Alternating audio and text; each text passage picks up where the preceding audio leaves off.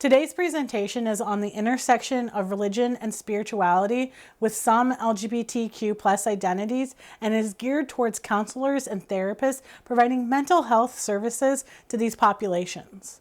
While psychotherapy fields have improved since the 2000s to better address the intersection of religious and spiritual identities in therapy, additional research is still needed.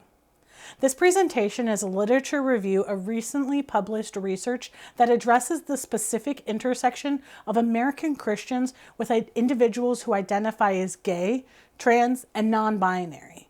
I will summarize the research to update professionals and students and briefly encourage additional research.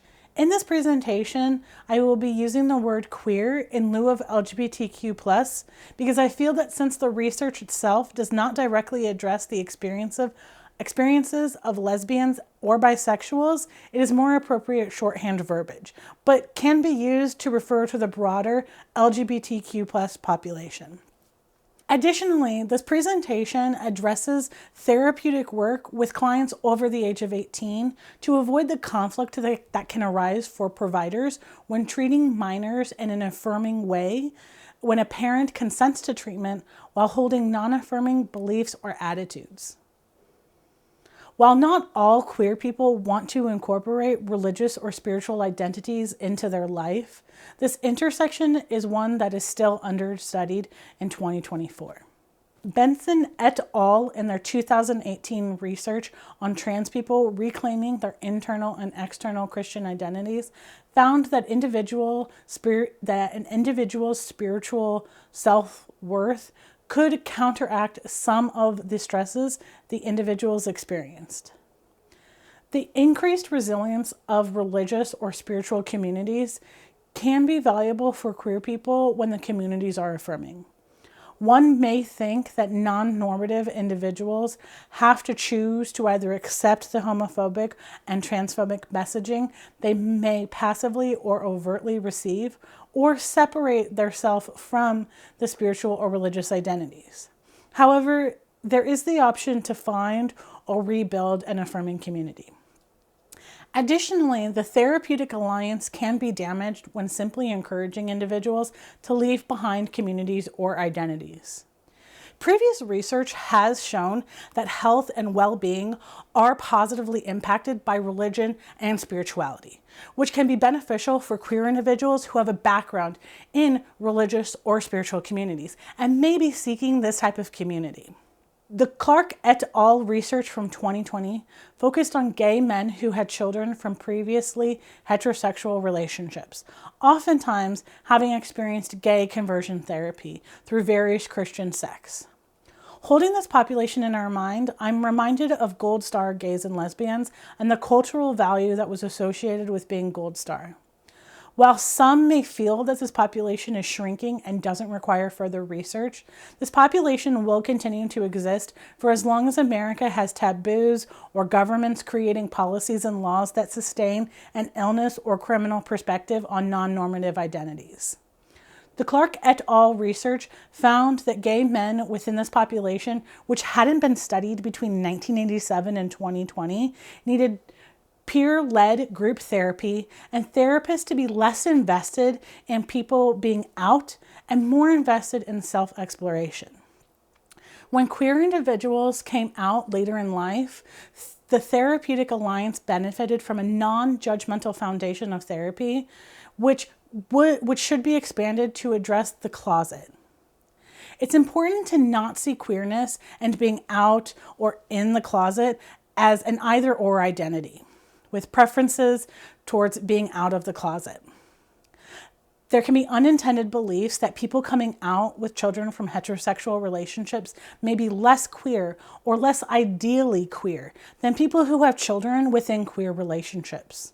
Also, individuals coming out later in life may feel pressure to fully and permanently leave the closet and believe that they aren't being truly authentic to their identity if they cannot consistently be out of the closet. The reality is that queer people, especially queer people of color, experience multiple forms of discrimination, such as racism, transphobia, or homophobia, which are reflected in higher rates of adverse mental outcomes. Even if you're working with a client who isn't directly impacted by these policies, the social attitudes and taboos will enter the therapeutic space. Discussing the closet in this way may feel counterintuitive as an affirming therapist.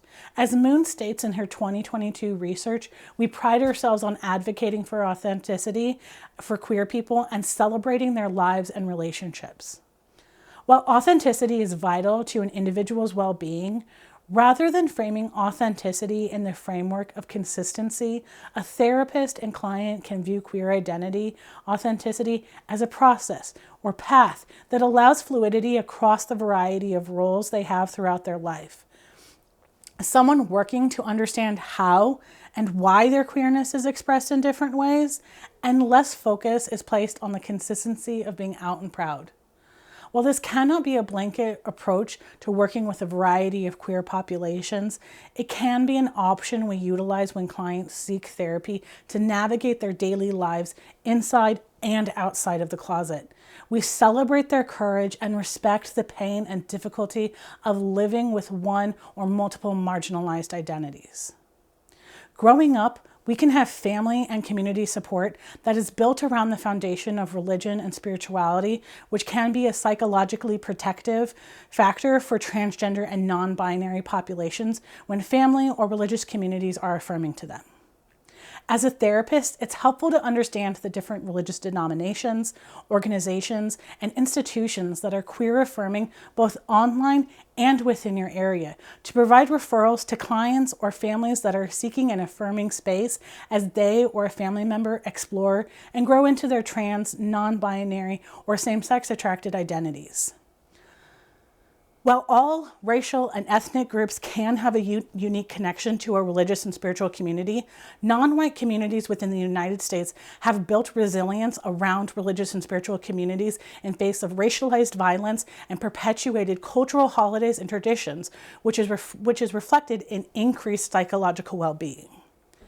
However, it is important to understand that trans and non-binary people are not helpless when religious communities are non-affirming, and can take the tools of religion and spirituality to create something supportive and uniquely queer. Older research, such as Small's 2015 paper, observed the way queer people take control of religious texts and spiritual traditions to interpret new meaning that affirms their identity and selves. Subverting the heteronormativity of American society is part of the process of identity formation within the broader queer community. Reforming queer exclusionary religious and spiritual messages and texts creates a new affirming tradition. Queer people, specifically the experience of trans people, receive both passive and overt messaging that they are not welcome in certain religious and spiritual communities. One would assume that since these communities are harmful, the individual should leave them. The excommunicated spiritual identity creates an intrapersonal conflict, so the client may be better served by forming a new identity without this aspect. However, there is a third way for therapists and their clients to pursue, which is the path to reconstruct their intrapersonal spiritual beliefs and the relationship with their preferred higher power, and looking for affirming interpretations of religious texts. In Benson's et al. 2018 research, trans people reported having to leave at least one Christian community and often visited and joined multiple communities before finding an affirming community only 42% of the time. Part of this journey was a reconstructed belief that a Christian interpretation of God had three themes. The first theme was that they had an individualized relationship with God, similar to a parent-child relationship, where God loved them unconditionally. The second theme is that God did not make mistakes and had intentionally made them trans. The third theme reflected that gender was a human construct that God wasn't concerned with. Rather, God judged individuals based on living according to the interpersonal teachings of Jesus. Additionally, one person within this specific study stated that they saw the Christian Bible verse from the book of Matthew, chapter 19, verse 11 through 12, which discussed the variety of ways someone could be a eunuch within the early Christian church as evidence that God had always intended for trans people to have a place within the Christian church. In summary, expanding our acceptance of the closet as a non-judgmental and fluid state of being can help our clients feel less pressure to frame their queer identities within a consistent and truth-telling model, and affirm the nuance of being queer in America in 2024. Additionally, for people who seek to find balance between their religious and spiritual and queer identities, the empowering stance of reconstruction can provide additional resilience against the stressors of discrimination. While our field is still working to increase clinicians' comfort to hold space for clients to bring their religious and spiritual beliefs into their process of change, it is still important for counselors to be aware of resources available for referral and ways queer people have the power to reconstruct and form new meaning regarding their own religious and spiritual identities. Thank you for coming to my presentation. I hope that you enjoy the rest of the conference, and I hope that this inspires additional research for yourself. My name is Christina Bloom, and I appreciate your time.